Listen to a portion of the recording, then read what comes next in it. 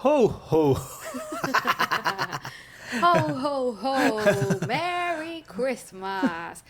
Just 3 days from now, Christmas na. Oo nga, no? Grabe. Yay! Yan ang favorite mong if I'm not mistaken holiday. Yes.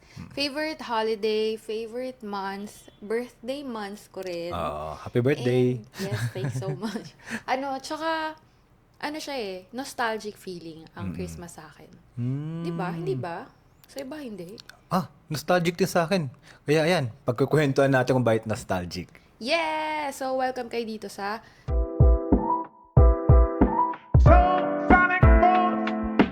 Travel and Real Adulting Podcast. I'm Jamie. And I'm Jan. So itong Travel and Real Adulting Podcast, from the name itself, travel podcast siya. At nandito naman tayo sa isa sa mga favorite nating hotel sa Pilipinas, or pwedeng favorite nating hotel sa Makati, which is the Bellamy House. Ayan, Yes. iba na naman yung setup natin. Travel talaga. So, yung mga nakikinig sa Spotify, kung naka-audio version kayo, iba na naman po ang ating setup for today. Nasa hotel tayo. Yun nga, the Bellamy House. So, this is our third time here. Yes. So, nai-invite talaga kami to try out their hotel. Tapos kapag may bagong food spot dito mismo sa hotel, which is right now, ang newest is the Olive Tree. Yes. Mediterranean food. Oo. Na-try namin kagabi. Check nyo yan sa mga reels namin. Recommended, ang sarap. Masarap talaga. As in. Oo. Diba? Yeah. Kaya, thank you so much for having us here. So, yun na nga, travel podcast. So, kung saan tayo, diba? Pero, ang pag-uusapan natin, gusto kong pag-uusapan kasi Christmas na in 3 days. Oo nga Parang, ibang-iba na yung Christmas ngayon versus noon. Oh. Nakikita ko rin sa mga nagpo-post Parang may nagtanong sa Threads ata or Facebook. Di ko na maalala, basta nabasa ko lang. Ako lang ba, sabi niya, yung parang hindi na ganun kasaya ang Christmas ngayon Ay, grabe. compared noon. Bakit? Parang, ang gloomy naman. No? Siguro adult na yun, no? Yes. Yun yung comment. Yun yung, sa Reddit. Reddit yata yun. Tapos ini-screenshot na nilagay sa Facebook. May sumagot, sabi niya, adulting na kasi tayo. Non-verbatim ko. Adulting na, ang dami na natin iniisip, madami na tayong problema. Unlike noong bata tayo, yung spirit of Christmas, ibang-iba pa nun versus ngayon. Kasi nga, syempre dati, wala man tayo iniisip. Gusto lang natin yung Magbukas ng pasulubong ng regalo. mag-open ng regalo, kumain ng handa, tapos, tsaka yung holiday season, parang ang haba. Ngayon kasi parang feeling mo umiksi na siya kasi nga dami mong ginagawa after, kunyari yung mismo eksaktong Christmas, kinabukasan nun, may work na yung iba. So, ang gusto kong tanungin, no, sa mga medyo mas matanda sa atin, or sige, sabihin na natin, mga parents at tito at tita namin, nung ganitong edad ba natin sila, ay hindi rin ba nila masyadong na-feel na yung spirit of Christmas? Magandang tanong yan. Sana may sumagot. Oo nga Yung mga 40s, 50s, 60s. Question namin guys sa inyo. Nung edad ba namin, mga 30s? 30s 20s, na lang. sama na natin yung 20s. Sige. Ganito rin ba yung feeling nyo nung edad nyong yon na parang nagbabago na Oo. yung Christmas season? Kasi 'di ba, itong edad natin tayo yung gumagastos, 'di ba? Tayo na yung nagbibigay ng aginaldo, hindi na tayo nakakatanggap. Oo, grabe no. Yun yung isang isa sa main change na kapag tumanda ka na, dati, ikaw lagi yung nagre-receive ng gifts, ikaw yung nag-o-open ng mga regalo tuwing saktong 24 ba ng gabi o 25 ng umaga. Yung mga bigay ng tito-tita mo, ninong-ninang, ang dami. Ngayon, sa edad natin, wala na ako nare-receive. Tapos, ako pa yung nagbibigay. Oo. Ang nare-receive na lang natin, for example, yun nga, pag may mga friends na kita-kits. Oh, Diba? meron pa pala, sorry. Sa family. Sa family, friends and family. Meron naman, oo. Pero iba pa rin yung dati. Kasi, aminin man natin, no, yung mga ninong at ninang natin, di na magbibigay yan sa atin. Oo, tsaka, hindi ko na nga sila kilala eh. Oo nga, usually, no? Actually, no, di ko rin, sorry po, mga magulang at mga tito at titas May dyan. disclaimer, may masamang sasabihin. Oo, may Joke. masama akong sasabihin talaga. Hindi ko maintindihan sa aking mga parents, no? Yung mga ninong at ninang ko, hindi ko rin kilala eh. Kilalahan nila. Ayun nga eh. Dapat diba ganito? Kunyari, syempre, sa una, ang parents ang may kilala doon. Kasi baby ka pa eh. Yes. Pero dapat habang tumatanda ka, papakilala nila, ito ninong-ninang mo. Tapos yung ninong at ninang mo, dapat hindi rin mawawala yung connection nyo. Oo. Parang ganon. Usually kasi parang nagiging ninong at ninang usually. Yung parang na-meet sa isang Pace ng buhay. pace ng buhay na medyo nakakaangat. Hindi talaga yung super close mo. What do you mean? For example, artista. Wari. Ganon? Yung iba, no? Yung iba nga, parang nakakaangat sa buhay. For example, may kaya to. Gagawin ko tong ninong. Hindi yung Oh my anak ko. gosh! Di ba? Just be Totoo real. ba? Di ba? Just be real, di ba? Parang, yung parang naging, Pero hindi all. hindi all, kumbaga karamihan ng mga Pinoy na lang. Ayan, hindi ko na sasabihin, hindi na magulang ko, hindi na tito at tita nyo. Karamihan na lang ng Pinoy. Parang ganon. For example, nakakaangat ka, kunin kita ninang. Di ba? Usually, For the aguinaldo, oo, parang ganon. for the pakimkim. Kaya nga nag-disclaimer na ako, may masama akong sasabihin eh. Kasi, Mayroon naman yan. kasi bihira yung Hindi naman bihira, kasi sa atin naman, yung mga close friends natin, ginagawa tayong ninong, which is Yun talaga kasi kilala. Oo, kumbaga, Kaibigan talaga eh. close talaga, 'di ba? Pero yung nga, kasi parang di ko rin nakikita nag-hangout sila sa mga ninong at ninang ko. Di ko talaga kilala yung mga ninong at ninang ko. Isipin mo yung parents mo, hindi mo na nakikita na ipag-hangout sa ninong at ninang mo, o kaya man lang makikita mo lang sa Facebook post or IG nagko-commentan sila, 'di ba? Or kasi okay lang naman sa akin na parang hindi kayo makikita everyday, di ba? Di naman tayo clingy na tao eh. Pero katulad natin, yung mga high school friends natin, college friends natin, or may mga friends tayo sa pace ng buhay, na parang naipagkita-kits din tayo once a year, at least. May connection. Hindi May nawawala connection yung talaga. connection. Di ba? Parang yun yung ideal for me. Kasi, tsaka, wait lang, ano ba talaga use ng ninong at ninang? Di ba, gabay? Gabay siya eh. Kumbaga, God, ang tawag nga doon, godparents eh. Kumbaga, parang dapat second na magulang mo. Tapos biglang hindi mo na makita yung second na magulang mo. Di ba? So, parang nangyari for the sake of may maisulat ka na lang sa baptism na, ninong at ninang to. Tapos, along the way, talagang nawawala. Yung iba naman, nagsistay na may connection kayo. Pero yung iba, aminin natin, nawawala talaga. Tapos quantity over quality. Yung nga yung nangyari, parang ang dami, tapos parang, mga tropa ko to on this space eh. Pero diba? alam ko, sa church ngayon, konti na lang yung pinapayagan eh. Unlike Hindi dati. Hindi na yata pwede yung 5 pataas or 10 pataas. Something, di ko sure. Pero alam ko yung ibang church, ayaw na nila ng sobrang daming ninong at ninang. Makes sense. Diba? Pero, Yun. teka lang, usapang Christmas, di ba? Medyo kumambyo tayo. Medyo mabigat yun eh. Ninong at ninang Christmas. Syempre, connected yun. Pero, punta tayo sa handa. Yo! Handaan. Ano yung palaging handa nyo sa family nyo na hanggang ngayon yung pa rin, tradition na? Menudo. Christmas menudo? Oo, kasi request ko palagi. Dahil sa'yo. Okay, menudo. Meron pa, spaghetti. Hindi ko maisip kung yung sopas ba New Year or Sige, or pagsamahin Merry na. Basta holiday, Holiday, holiday tradition na palaging hinahanda. Lagi may sopas kami. Oo, pati spaghetti. Okay. 'Di ba typical lang kami, Yes, 'di ba? oo. At syempre parang ang hirap mawala ng lumpiang Shanghai. Parang typical na birthday din yan. Oo nga, birthday ni Jesus eh. Happy birthday! Kami, hindi kami menudo.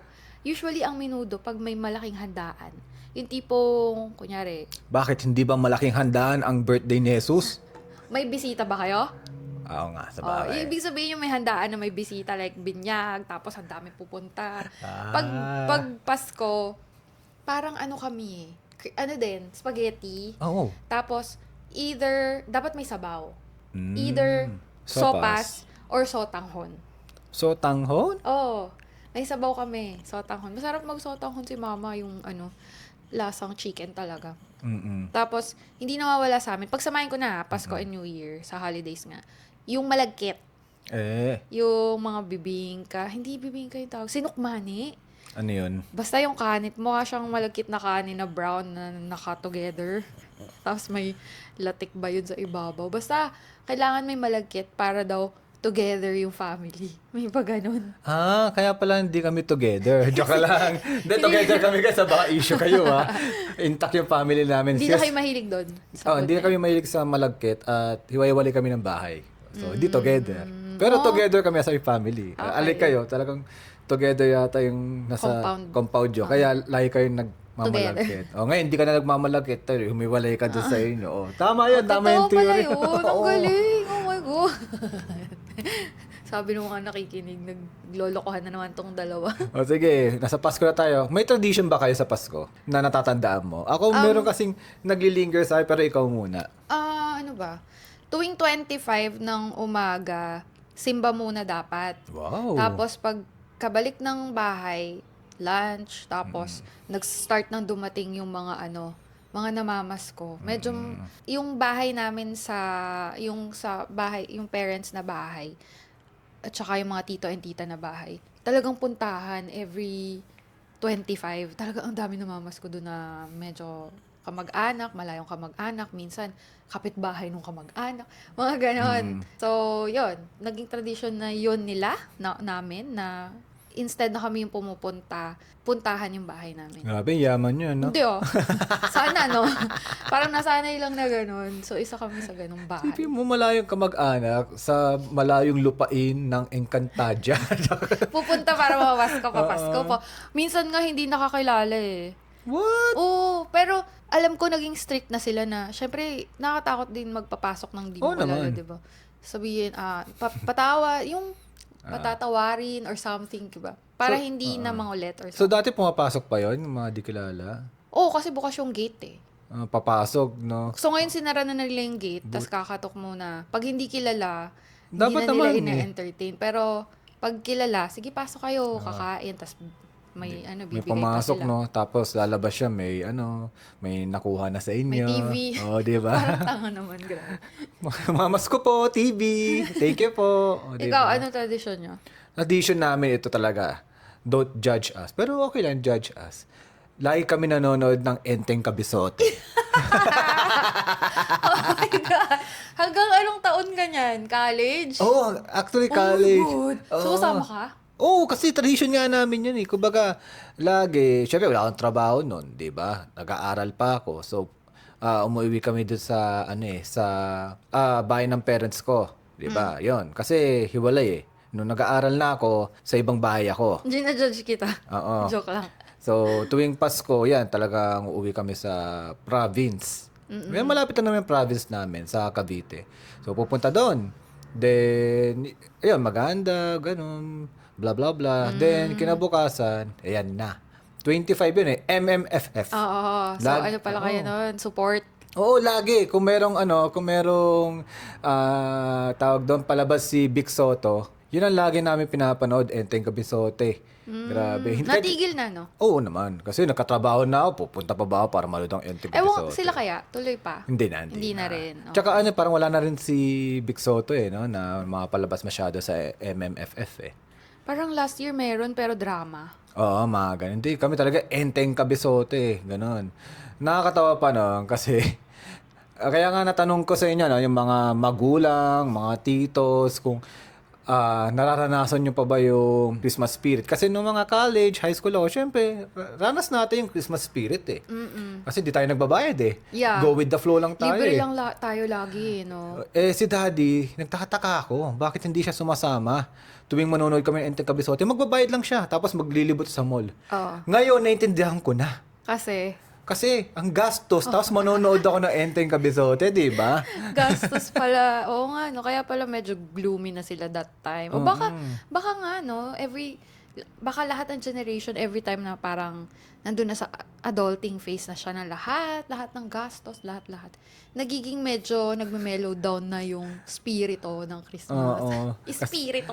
Kaya parang may nakita lang ako, ito, alam naman natin, no? Parang nakaka-relate tayo kay Squidward kaysa kay SpongeBob at Patrick. Oo nga, no? Di ba? Kumbaga dati nung bata tayo, ba yan? Ang KJ naman ni Squidward, bait lagi nangagalit kay SpongeBob. Ngayon, nararamdaman na natin na parang di na natin masyadong matolerate yung mga maiingay, no? Magugulo. Magugulo, di ka na masyadong palainom, no? Naiinis ka na rin pag may lasing. Oo nga, no? Na dati na parang pag may lasing, pagtatawanan mo, lasing siya. Ngayon parang, ano ba yan? Irritano. Oo, Irritable na tayo sa edad natin. Diyos ko.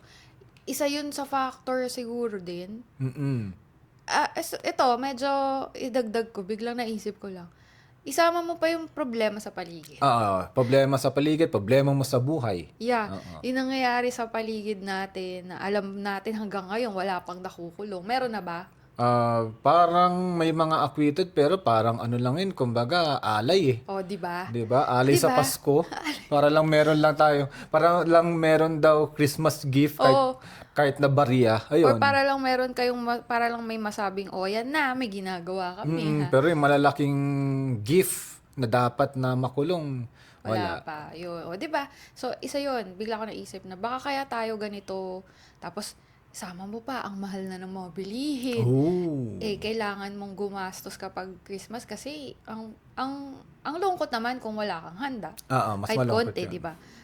Parang hindi rin complete if hindi ka mamimili ng pangregalo sa mga loved ones mo. Yeah, tapos, so, in short, gagastos ka talaga. Tapos sasabihin pa sa'yo, 500 pesos sapat na, no? Para sa mga handa nyo, no? Diba? Mapapakamot ulo ka na lang. Kaya siguro talagang nagiging iba na. Iba ang Christmas spirit ngayon versus dati. But I'm not saying na wala na totally ang Christmas spirit. Pero, kasi ako, di ba sabi ko sa'yo, tuwing makakarinig ako ng simpleng Christmas song, Oo. na-uplift ako. It's, naka-engrave na siya sa akin since bata na favorite ko ang Christmas season. I should be happy during this time. Jolly and holly, ganyan. 'Di ba? So kahit simpleng music, Christmas song, natutuwa na ako. Hindi lang siya kasing grabe nung level nung Christmas spirit nung bata ako, pero meron pa din. Parang ganun. Siyempre, parang pili ko naman sa bawat isa sa atin. Kaya nga tayo naghahanda eh. Kaya nga tayo tawag doon, gumagawa ng time para makasama natin yung mga family, friends, relatives natin during this December. Isipin mo, kaya nga nagkaka-traffic dahil lahat tayo this December, naisip natin, magkita-kits tayo lahat. Yes. Kasi nandun pa rin yung spirit of Christmas. Kasi Correct. pwede mo namang gawing November, Oo nga, pwede October. namang June, July. O, Pero pwedeng bakit January. sabay-sabay nating naiisip December natin gawin? Kasi nga, we still have that Christmas spirit in our hearts. Wow! Kaya MMDA, wag niyo sasabihin na na wag kami gumala because December is a spirit of Christmas. Ayusin niyo yung trapiko, hindi yung kami ang mag-a-adjust sa inyo. Hindi yung babawalan nyo yung mall na mag-sale para hindi pumunta yung mga tao. Alam nyo, kahit hindi sale yun, pupunta yung mga tao. Alam mo, kahit hindi sila yung traffic pa din. Oo nga. So, ano ba yan? Hindi Ayun. naman kamot ulo na naman tayo. Yan. So, ayun nga, kasi masaya siguro yung December. Siguro hindi lang dahil Christmas.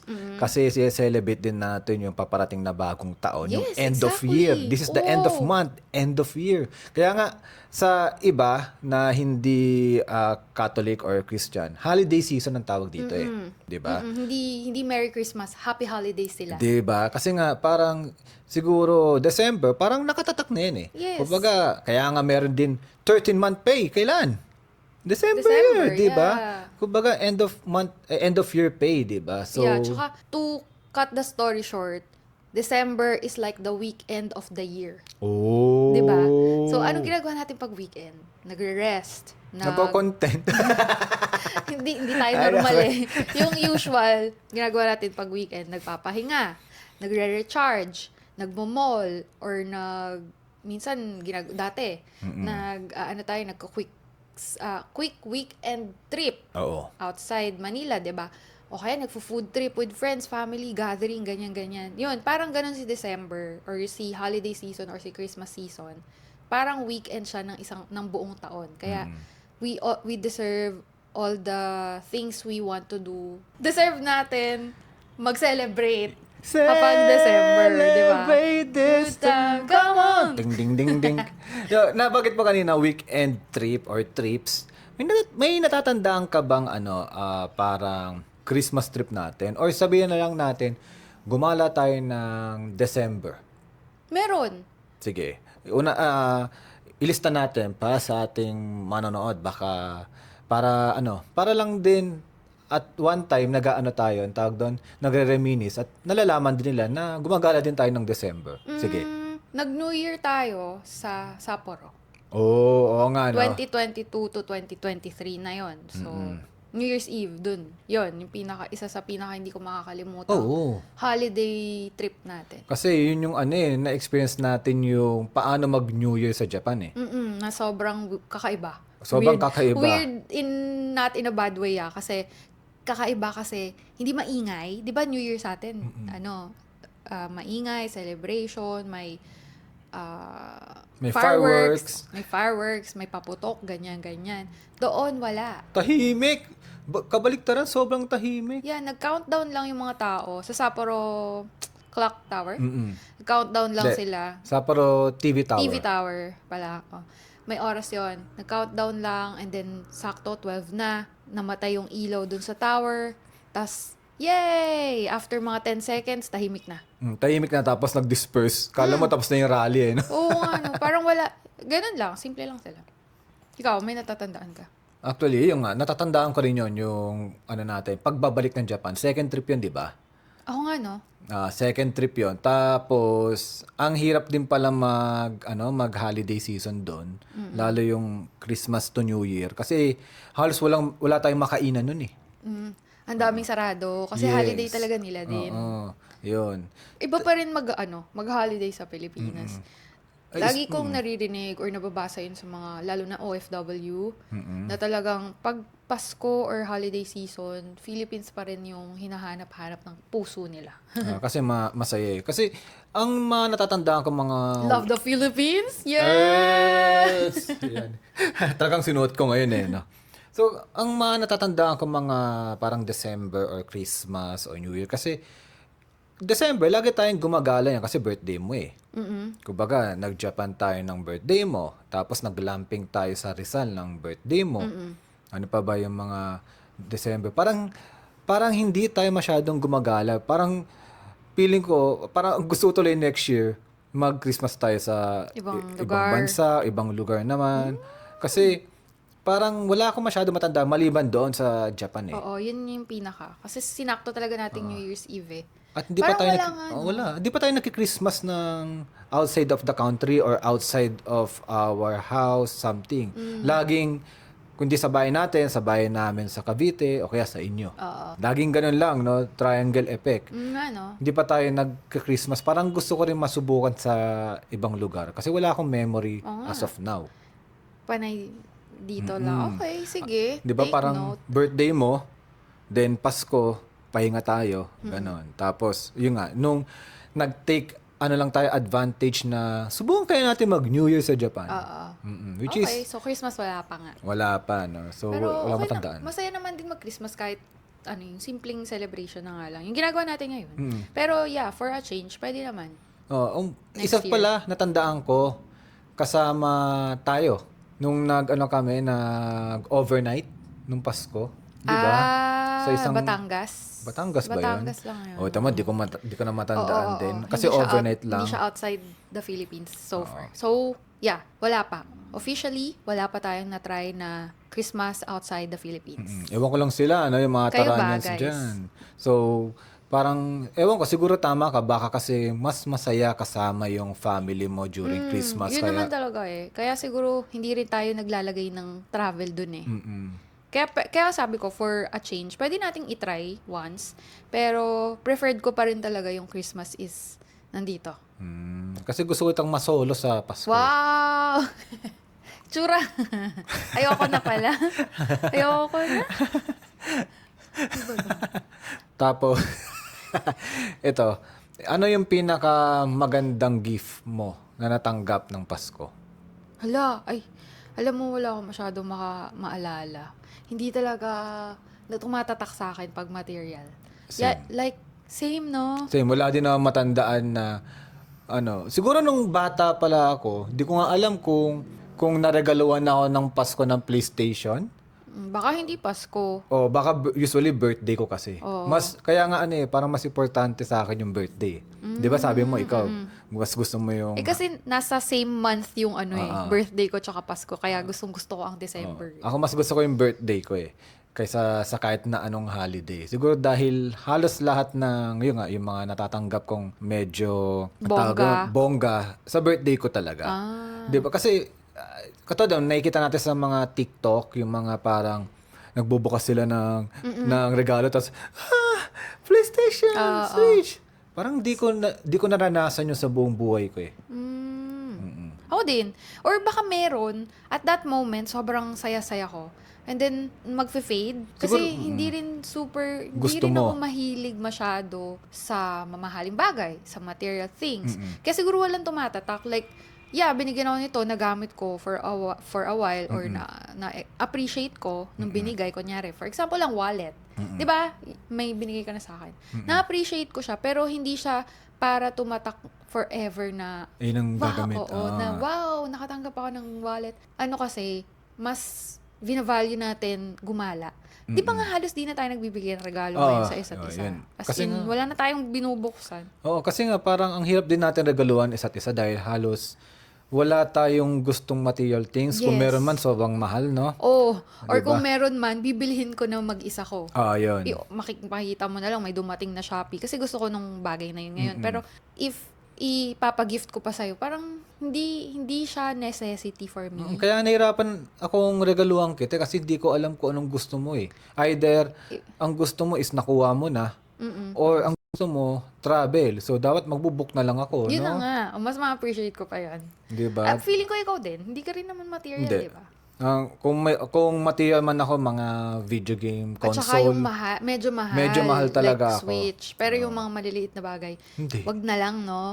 Wag na Bibilhin lang. mo na lang din siya on your own. Ganun, Ipunin mo na lang yun. parehas tayo. Kaya hindi na tayo nagre-regalo. Ayun.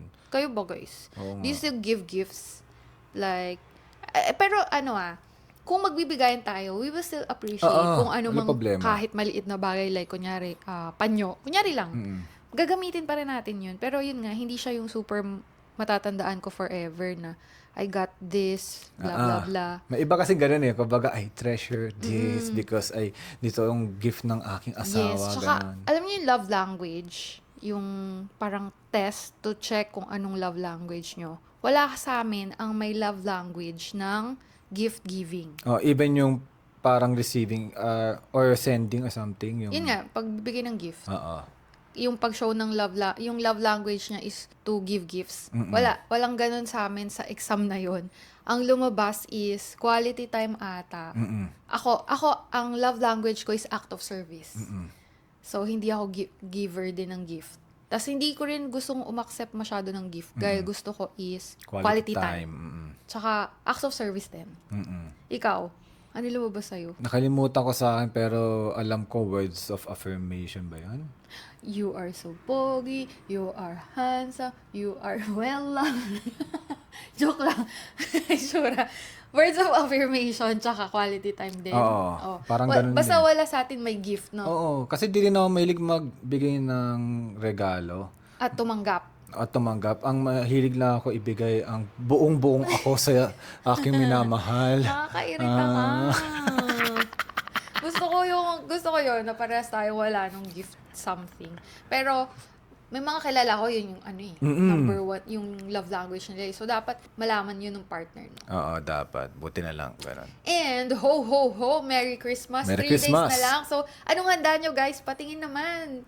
Tag nyo kami sa mga handa nyo. Oo. Merry Christmas din for the first Christmas ng Tara Podcast. Taranyans at Tara Podcast. Yes. Merry Christmas mga Taranyans. Tapos yun nga, patingin ng handa nyo. So, tag nyo kami sa story, Yeah. sa Facebook, ganyan. Para share din namin kasi gusto rin namin makita yung mga handa nyo kasi kami wala. Joke lang. Meron. Gusto ko lang makichismis ko ano ba yung mga handa ng mga Taranyans dyan. Yeah, at saka para pare-parehas nating ma-feel pa lalo yung pag-celebrate ng December, ng holiday season, Christmas season, kasi nga medyo umiiba na yung spirit niya. So, Pag i-up tumatanda. natin. Oo, di ba? So, Let's simpleng ganyan. Post natin celebrations natin, handa and all. So, that's it, guys, di ba? Merry Christmas ulit sa inyo. Merry Christmas sa Taranyan, sa lahat ng nakikinig nito. Thank you for following or subscribing, listening sa Spotify, YouTube, sa lahat-lahat na. Merry Christmas ulit. And Merry Christmas! see you next week. Bye! Bye! May bagong taon pa ha, na episode.